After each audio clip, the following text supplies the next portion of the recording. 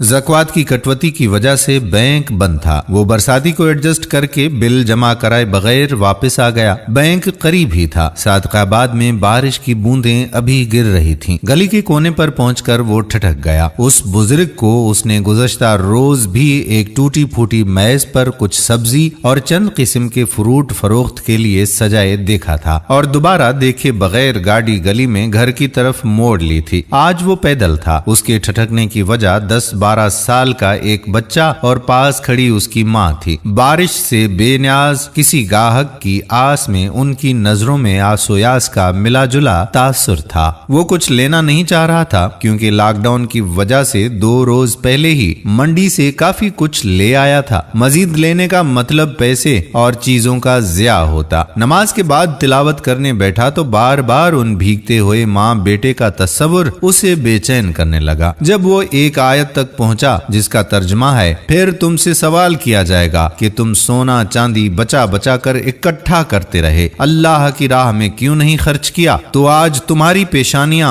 और कांधे और कमरें उसी पिघले हुए गरम सोने और चांदी से दागी जाएंगी। ये पढ़ना था कि दिल से आवाज उभरने लगी। क्या फायदा इस इबादत का जब तुम गुर्बत में पीसते हुए 2 मजबूर इंसानों की मजबूरी देखकर भी नहीं पिघल सके। नमाज और तिलावत तो अल्लाह का मामला है, वो कबूल करे या ना करे उसकी मर्जी है, लेकिन क्या इस बेहिसी पर तुम्हें माफी मिल जाएगी? सारा दिन फेसबुक पर बैठकर इंसानियत के लेक्चर देते हो, हमदर्दी की पोस्टें लगाते हो, लेकिन खुद तुमसे बड़ा खुदगर्ज कोई हो सकता है? उसका ज़मीर उसे मलामत कर रहा था। उसने मसहफ को अदब से बंद किया और उठकर बरसाती पहनने लगा। कहाँ जा रहे हैं? बीवी ने परेशान होकर पूछा। वो आइसोलेशन के मामले में बहुत सख्त थी, बच्चों को भी नहीं निकलने देती थी। बहुत जरूरी तौर पर निकलना होता तो मास्क, सैनिटाइजर्स, डिस्पोजेबल दस्ताने सब की पाबंदी करना होती। वो पर्स जेब में रखते हुए बोला कि कहीं नहीं, बस गली के कोने तक जा रहा हूँ। फिर बेगम को पूरी बात बताई। उसकी आवाज भारी हो गई थी। कौन आएगा इस पोश इलाके में बारिश में उनसे सब्जी या फ्रूट खरीदने? वो गदागर नहीं है, मेहनत कश हैं, वरना बारिश में ना भीग रहे होते। बीवी ने कहा कि ठहरें, आप एक नेक मकसद के लिए जा रहे हैं, मेरा शेयर भी शामिल कर लें। जब भी कमरे से बेटे की आवाज आई जो ये सुन रहा था,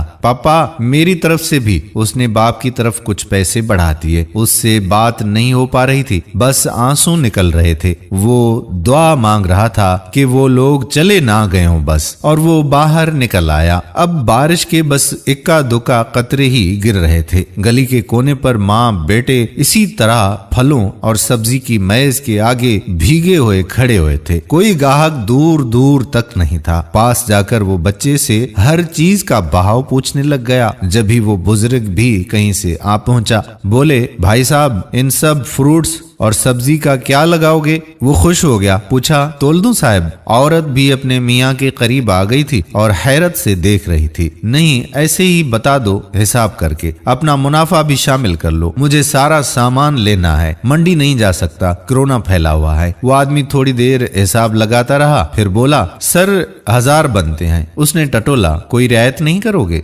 आप दूसरे गाहक हैं, सुबह से पहला गाहक एक शरबूजा लेकर गया था, ऐसा करें 200 कम कर दें, मेरा भी वक्त बच जाएगा। उसने पर्स से नोट निकाले और उसकी तरफ बढ़ा दिए। ठीक है, जितने तुमने पहले कहे हैं उतने में ही दे दो। उसने पूछा सर शापर में डाल दूं अलग अलग? उसने कहा नहीं, इन्हें इधर ही रहने दो, अब ये सामान मेरा हुआ, चाहो तो गरीबों को दे देना और चाहो तो बेच देना, मेरी तरफ से इजाजत है। उसकी बीवी बोली भाई कुछ तो ले जाएं। उसने आसमान की तरफ इशारा किया और कहा कि मेरा सौदा अल्लाह से हो गया है, अब मैं इससे कुछ नहीं ले सकता। वो तेजी से मुड़ा, आंसू उसकी आंखों से तेजी से बहे जा रहे थे। ये बैक वक्त निदामत, खौफ और शुक्राने के आंसू थे। घर पहुंचते पहुंचते वो मुंह पर हाथ रखे दहाड़े मारकर रोने लगा। मुझे माफ कर दे मेरे मालिक, मेरी किसी गलती पर पकड़ ना करना, मुझे तूने सब कुछ दिया, इतना कि सारी जिंदगी शुक्र अदा करता रहूं तो भी लफ्ज खत्म हो जाएंगे। और एक तरफ तेरी ये मखलूक है, उनके हाल पर रहम कर मेरे मौला, इन्हें बख्श दे। वो मुंह पर हाथ रखे चीखों का गला घोंट रहा था। अंदर दाखिल हुआ तो बीवी 3 बरसातियां लिए खड़ी थी। उसका चेहरा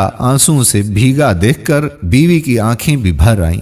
बीवी बोली कि ये उन्हें दे आए, हमें तो वैसे भी अभी जरूरत नहीं है, कोरोना खत्म होगा तो और ले आएंगे। वो वापस गया और बरसातियां भी उन्हें दे दी। पहली बार उसे अपनी रूह और दिल से बोझ उतरता हुआ महसूस हुआ था और वो अल्लाह से माफी मांगकर खुद को हल्का फुल्का महसूस करने लगा। नाजरीन, ये वीडियो बनाते वक्त मेरी आंखों से आंसू रवा हैं। ये सब ज्यादा दूर का नहीं, ये गुज़श्ता लॉकडाउन का ही जिक्र है। इस आप बीती जग बीती का हर लफ्ज गौर से आपने सुना होगा। अगर चंद अफराद भी इसी राह पर चल पड़े तो मुझे यकीन है कि वो गफूर और रहीम इस बहाने मेरी भी बख्शिश कर देगा और आप लोगों की भी बख्शिश कर देगा। इस वीडियो को आप दूसरे लोगों तक जरूर पहुंचाइएगा। इस पैगाम को दूसरे लोगों तक पहुंचाइए ताकि अल्लाह किसी की जिंदगी को आपके जरिए बदल दे, और अगर किसी की जिंदगी बदल गई तो इंशाअल्लाह इसका अजर सवाब हमें भी मिलेगा, आपको भी मिलेगा। कोई गलती हुई हो तो मैं मुआजरत चाहता हूँ। अल्लाह पाक हमें दूसरों की मदद करने की तौफीक अता फरमाए